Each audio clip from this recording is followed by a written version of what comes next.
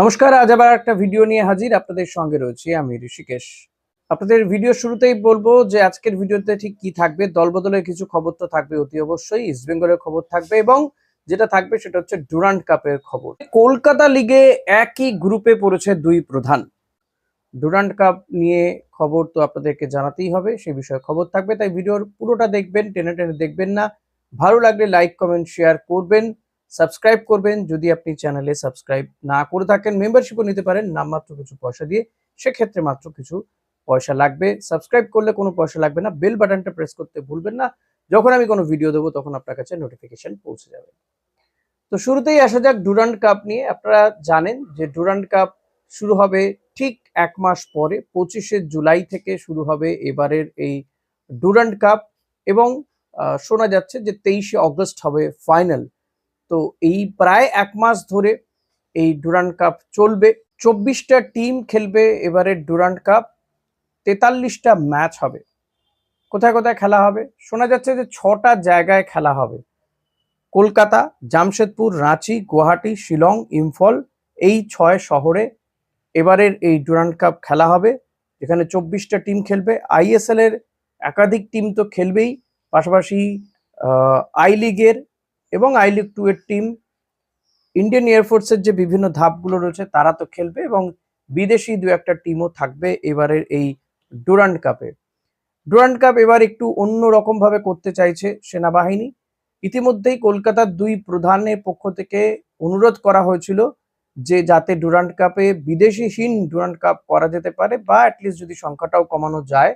কিন্তু ডুরান্ড কর্তৃপক্ষ তারা এ ব্যাপারে তেমন কোনো গুরুত্ব দেয়নি বা আমল দেয়নি। তাদের যা নিয়ম ছিল, অর্থাৎ 6জন বিদেশিকে রেজিস্টার করানো যাবে, 4জনকে মাঠে রাখা যাবে বিদেশিকে, সেই নিয়মেই কিন্তু তারা খেলা পরিচালনা করবে। কলকাতায় খেলা হবে, কলকাতার টিমগুলোর খেলা সবই কলকাতাতেই পড়বে, অর্থাৎ ইস্ট বেঙ্গল, মোহনবাগান, মোহামেডান এবং ডায়মন্ড হারবার এফসি, তারা কিন্তু এই কলকাতাতেই খেলতে পারবে, এমনটাই কিন্তু জানা যাচ্ছে। কলকাতাতে তাদের ম্যাচ পড়বে। সূত্র মারফত জানা যাচ্ছে মোহনবাগান এবং ইস্ট বেঙ্গল এবারও দুটো আলাদা গ্রুপেই পড়েছে। ইস্ট বেঙ্গল অলমোস্ট গতবার যেমনটা ছিল গ্রুপ বিন্যাস, সেরকমই গ্রুপ এ তে রয়েছে ইস্ট বেঙ্গল, ইন্ডিয়ান এয়ারফোর্স, নামধারী football club, south United club, এমনটাই জানা যাচ্ছে। যদিও এখনো গ্রুপ বিন্যাস অফিসিয়ালি হয়নি। গ্রুপ বি তে রয়েছে বিএসএফ ফুটবল, ডিএইচএফসি অর্থাৎ diamond Harbour FC, Mohammedan sporting club এবং মোহনবাগান এসজি। অলমোস্ট গত বছর যেমন ছিল সেরকমই হতে চলেছে বলে জানা যাচ্ছে। তো এটা সূত্র মারফত জানা গিয়েছে। দেখা যাক, মানে অফিসিয়ালি গ্রুপ বিন্যাসটা বেরোলে ঠিক কি হয়। তবে ডুরান্ড কাপের দিনক্ষণ ঘোষণা হয়ে গিয়েছে অনেকদিন আগেই, হয়তো খেলার সূচিও কয়েকদিন পরেই চলে আসবে। কিন্তু দুই প্রধানের এখনো কে কোচ, হেড কোচ কে, সেটাই তো ঠিক হলো না। এখনো পর্যন্ত কোনো দলই তারা তাদের কোচ বলতে পারেনি বা অ্যানাউন্সমেন্ট করতে পারেনি। আসলে কোচ নিয়ে দুই দলেরই বেশ টানাপোড়েন চলছে এবং দুই দলেরই কোচের লিস্টে, মানে কোচের সংখ্যা যে লিস্ট, তাতে কোচ অলমোস্ট সেম সেম রয়েছে। বহু ক্ষেত্রে একই কোচের নাম নিয়ে দুই প্রধানই নাড়াচাড়া করছে। এখন কাকে কে রেজিস্টার করায়, কাকে কে নিয়ে আসে শেষমেশ, সেটাই এখন বড় ব্যাপার। কে কাকে নিয়ে চমক দেয়। অনেকগুলো নাম নিয়ে ঘোরাফেরা চলছে, আপনাদেরকে আগেও বলেছি যে মানালো মার্কুয়েস কিংবা অ্যান্টনিও লোপেজ হাভার্স, পিটার ক্যাটকি, ওইদিকে পানাজিওটিস দিলাম প্যারিস পাঞ্জাব এফসির যে কোচ, এই 4জন কোচ মোরলেস কিন্তু এই দুটো টিমের মাথায় ঘুরে বেড়াচ্ছে। তো এখন ইস্ট বেঙ্গলের কোচ হওয়ার ক্ষেত্রে এগিয়ে রয়েছে পিটার ক্যাটকি, মোহনবাগানের কোচ হওয়ার ক্ষেত্রে এগিয়ে রয়েছে, বা হেড ফুটবল ডিরেক্টর হওয়ার ক্ষেত্রে এগিয়ে রয়েছে বলা যেতে পারে, বা টিডি, ফুটবল ডিরেক্টর তো নয়, টিডি টেকনিক্যাল ডিরেক্টর হওয়ার ক্ষেত্রে মোহনবাগানের এগিয়ে রয়েছে অ্যান্টনিও লোপেজ হাভার্স। এর উল্টোটাও হয়ে যেতে পারে, কেউ কিচ্ছু জানে না, যতক্ষণ না অ্যানাউন্সমেন্ট করছে ততক্ষণ কিছু বলা যাচ্ছে না। এরই মধ্যে যেটা জানা গিয়েছে, আপনাদেরকে জানিয়েও ছিলাম যে রিয়েল কাশ্মীর থেকে উঠে আসা কাশ্মীরি ফুটবলার মিডফিল্ডার ইন্ডিয়ার টিমে খেলেছে, তো সেই দানিশ ফারুক মোটামুটি কনফার্ম ধরে রাখতে পারেন ইস্ট বেঙ্গল টিমে। দানিশ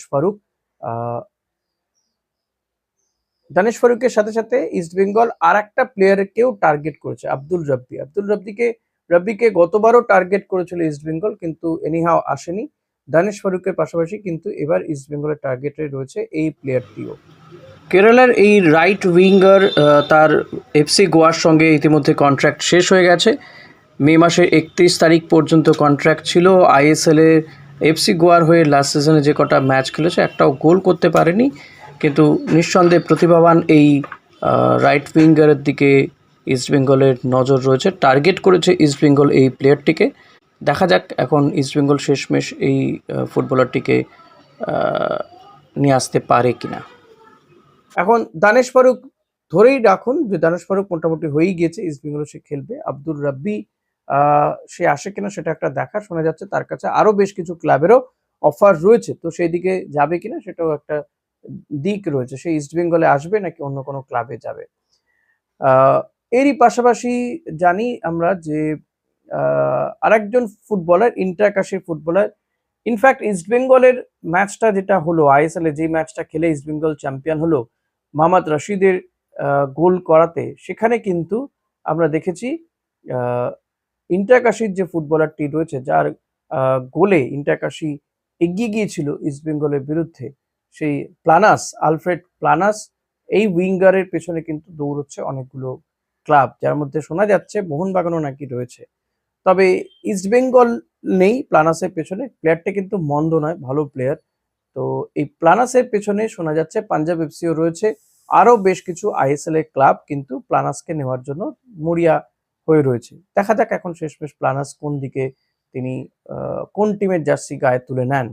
কলকাতা লিগে গ্রুপ বিন্যাস হয়ে গিয়েছে। কলকাতা লিগে প্রিমিয়ার ডিভিশনের গ্রুপ বিন্যাসে দেখা যাচ্ছে এ গ্রুপে রয়েছে ইস্ট বেঙ্গল, মোহনবাগান, মোহামেডান এবং ডায়মন্ড হারবার এফসি রয়েছে গ্রুপ বিতে।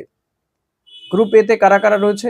East Bengal, Mohun Bagan, BSS, United sports Kolkata, মেসারার্স, Kalighat MS, railway FC, পাঠচক্র, George Telegraph, Khidirpur sporting club, Bidhannagar municipal, Bhabanipur.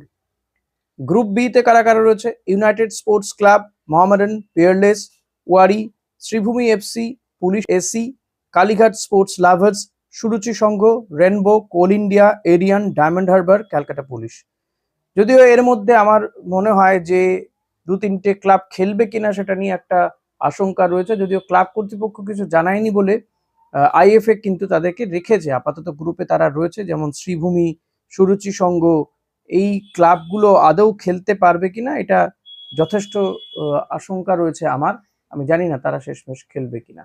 ভিডিওটা ভালো লাগলে লাইক, কমেন্ট, শেয়ার করবেন। চ্যানেলে নতুন হলে সাবস্ক্রাইব করতে ভুলবেন না। প্লিজ সাবস্ক্রাইব করুন, পাশে থাকুন, বেল বাটনটা প্রেস করতে ভুলবেন না। মেম্বারশিপ নেই। Thank you.